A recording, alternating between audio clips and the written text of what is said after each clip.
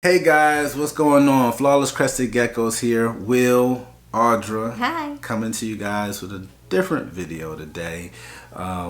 Today we're going to talk a little bit of business, but more of a mindset than a business strategy. Anytime you get into a hobby that starts to be extremely overwhelming and overtaking certain parts of your life, you start thinking you can take it on as a business, and you can. Sometimes you have a primary job or profession that you do on a day-to-day, but you get interested in certain hobbies or reptiles, and you decide to take on the business aspect. So you write yourself up a business plan and you start down that rabbit hole.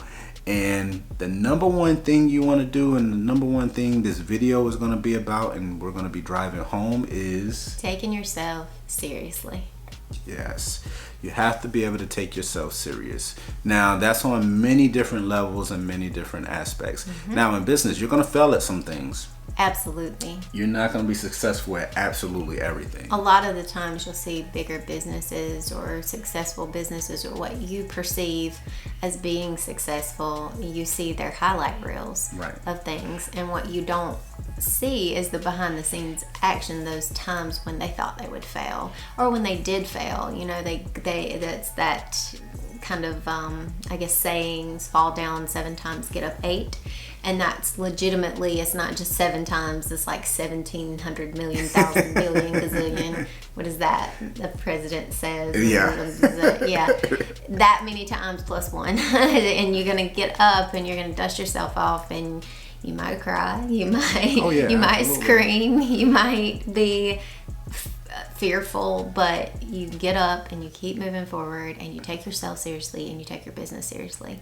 Because eventually it'll work out. Yeah, it's all about passion and perseverance. And to kind of piggyback on what Audra is talking about, you know, a lot of times when you do see any company or business kind of fail, they tend to just disappear. We see it in this hobby that we're in this industry. You have your favorite breeder or someone you like to see or watch on a daily content, and they may disappear. They may have something that comes up in their lives that won't allow them to, or maybe they are going through something and they disappear. But in the grand scheme of things, like, no matter kind of what you go through, it's important to put that in your personal life box and separate it from what you have to do as far as your business, because your business needs to keep on ticking and rolling. And what we say a lot of times, it's like you said it a lot of times, and you're really good at compartmentalizing. He's like the king of putting everything in his box in his head. And for me, my boxes run together and spill over and dump into each other. So it's like it's hard to do that. Like it's very hard to do that. I understand that concept more than most people understand that concept. But the point that I'm trying to make is that, you know, you've got to realize that people outside of your family and your home and your personal life, your friends, and this sounds really heartless, but they don't care about really what's going on in your life as long as you're continuing to give them what they need. You know, so you pretty much got to put yourself on the back burner at times. You do, because that will continue to move yourself forward, if that makes sense. And that, I mean, as a business, you know, what Audra was leading to was the saying that I always say, we had to, you know, sit down and have our talk about business and business development and business planning and business structuring and what's going to be your major approach on marketing. Marketing is huge. Marketing is like king. Honestly, that's the biggest portion of our budget every year. Is marketing. Spending a ton of money on marketing. And it really boils down to, is like, you know, we can wake up in the morning and, you know, on a life basis, and like Audra said, hey, you know what? She didn't cook breakfast, or I didn't cook dinner, or whatever the case may be. It could be something extremely petty, but you know what? He'd being petty right now because he know I don't even really cook. Here, you really pushing it. You being petty Betty. You burn water, baby. It's okay. It's all right. So stop. Look. But you can't let those little nuances nuances get in the way of the development Y'all of business. hear it right here, right now. I'm gonna cook him dinner and put a little X-Lax in his food. Hey, if she cooked me dinner, guys, you'll know about it. I will no longer be on camera. I'll be the forgotten guy. It's not that bad. I cook biscuits and gravy. Yeah, biscuits and gravy. He loves my hot sausage, biscuit, and gravy. But not to get off topic, you guys have to be on the same page. So a lot of times, we actually, I guess you can even call it, because we receive a lot of messages. We have Patreon members. Go ahead, go check that out as well, where we give different breeders direction with programs and business plans. But we also have people that message us through Instagram, Facebook. They ask for advice, business structuring, and even marketing advice. Mm-hmm. And it's almost down to like mentoring in a way. And we love it because we're trying to basically give what we have out to the world. Down to that same very note that I was leading to before she started picking on me was sometimes you don't get along, every day, and it can be extremely mentally straining. Exhausting dealing with this one. Yeah. And even when that's going on between two people, or maybe it's a multi-owner business where you have multiple heads of the business, where you have to run things by each counterpart, and guess what, you're not going to agree on everything every single time. And in this market, guess what, just because I don't like a decision that Audra's making, or Audra doesn't like a decision I'm making, there's someone wanting to see our flawless geckos that day. That means why you didn't and post. our smiling faces. Yeah, you gotta put it out there because people are looking for that as highlights of their day. Because look at this face, isn't it? She's so sweet. Annoying. But I don't know. This is getting to a point where we enjoy putting out the content. I guess. Well, let's be real. Let's be real. I'll be honest. Like everybody knows that now. I've said it a million times that I'm not really the person that likes to get in front of the video. I like to be behind the camera. I like the vloggy style stuff that we do where I'm like talking behind the camera, but I'm putting him on blast in the front. And, and it's something that is a personal like thought process. And we just had this conversation. He's like, look, you gotta have the mentality of, I'm gonna do this and I'm not gonna think about whether I enjoy certain things about it or not, because it is pushing us forward in where we need to go with our business for our family. And that's really good advice, and it makes great sense. There are obviously things that you're gonna not enjoy doing in every business and every job and every different thing out there. I mean, even people who love hobbies like art probably don't like their fingers getting sore whenever they've been drawing too much or painting too much or whatever. I know, like, if I've been a police officer before and there's not a whole lot I liked about that job, but some things that I did like kind of outweighed the bad for a period of time. So it's just, you got to take it as an ebb and a flow, I guess. I'll just take, my take is different, but I agree on a lot of those points.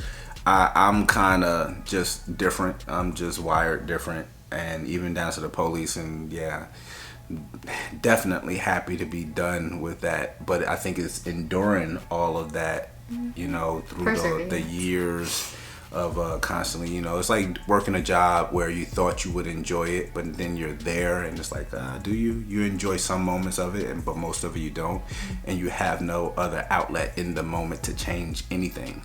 So removing yourself from that and then being in something like now, it's like, oh man, we gotta record, we gotta do this, we got a jam-packed day, and I could look at that jam-packed day and feel exhausted and still smile, because guess what, I could be sitting in a patrol car.